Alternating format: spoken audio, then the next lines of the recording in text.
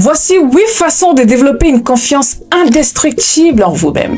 Je sais que vous avez certainement rêvé de développer votre confiance en soi, paraître tel un roi quand vous parlez, vous exprimez, vous allez quelque part, dompté par votre charisme, la confiance que vous dégagez.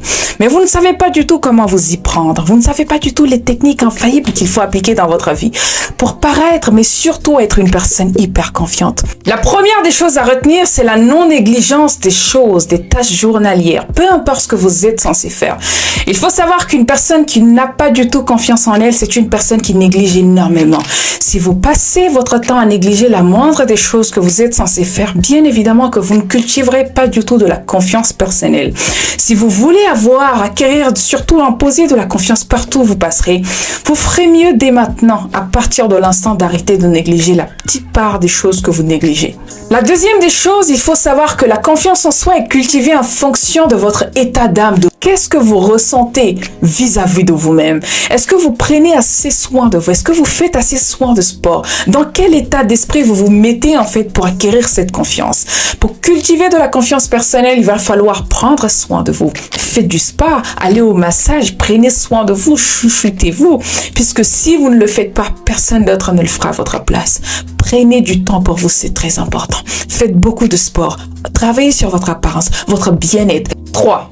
Comprenez également que la confiance en vous provient de ce que vous êtes censé réaliser. Je m'explique. Quand vous prenez des engagements, est-ce que vous allez au bout? Quand vous donnez votre parole, est-ce que vous les respectez? Parfois, vous ne vous faites pas confiance simplement parce que vous n'avez pas certainement une bonne image de vous-même vis-à-vis de vous-même. Simplement parce que vous cultivez constamment ce qu'on appelle la culpabilité. La culpabilité vient du fait qu'on ne respecte pas premièrement nos engagements. Deuxièmement, ça vient du fait aussi qu'on manque d'ambition, de vision, d'objectifs de vie. Plus vous aurez des objectifs de vie et vous les atteignez pas à pas, plus vous cultivez ce qu'on appelle de la confiance personnelle. Soyez des personnes vachement confiantes en vous fixant des missions de vie, des buts. Pourquoi est-ce que vous vivez? En 4e position, ce n'est rien d'autre que ta faculté à être au-dessus des circonstances. Et là, je vais dire, en tant qu'être humain, nous allons tomber à plusieurs reprises. Que vous soyez entrepreneur ou tout simplement une personne lambda, sachez que la vie est faite de haut et de bas. Si tel est le cas, vous devez être capable de vous rehausser encore et encore.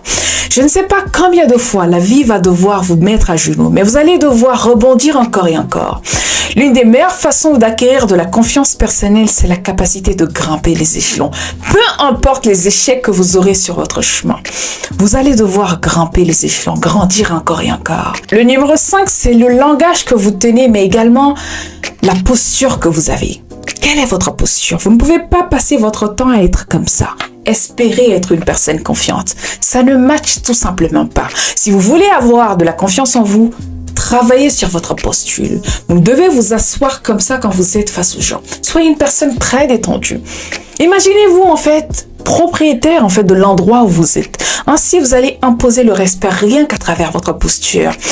Mais quel langage tenez-vous en tant que personne? Cela contribue vachement à votre confiance personnelle ou pas. Est-ce que vous parlez de façon optimiste ou de façon négative? Sachez que la répétition constante affecte votre subconscient en tant que personne. Si vous parlez à vous-même de façon positive, bien évidemment que vous serez une personne vachement confiante. 6. Sachez qu'une personne extrêmement confiante, c'est pas une personne qui n'a pas de défaillance ou une personne parfaite. Non, loin de là. En tant qu'être humain, nous sommes tous des personnes imparfaites. Sachant cela, vous devez automatiquement cultiver de l'autocompassion, mais surtout de la tolérance vis-à-vis de vous-même. La confiance en tant que personne confiante, vous devez également comprendre que vous n'êtes pas du tout sans défaillance. La confiance, ce n'est pas tout est parfait chez moi, du coup je me fais confiance. Non, c'est malgré mes imperfections, je m'accepte tel que je suis, je m'assume malgré tout. Le numéro 7, c'est rien d'autre que votre entourage. On dit très souvent que montre-moi tes amis, je te dirai qui tu es. Il est super important de sagement choisir ses collaborateurs, ses associés, ses amis, de qui vous êtes entouré. Si vous voulez cultiver de la confiance en soi, veuillez à ce que vous choisissez sagement ceux qui vous entourent.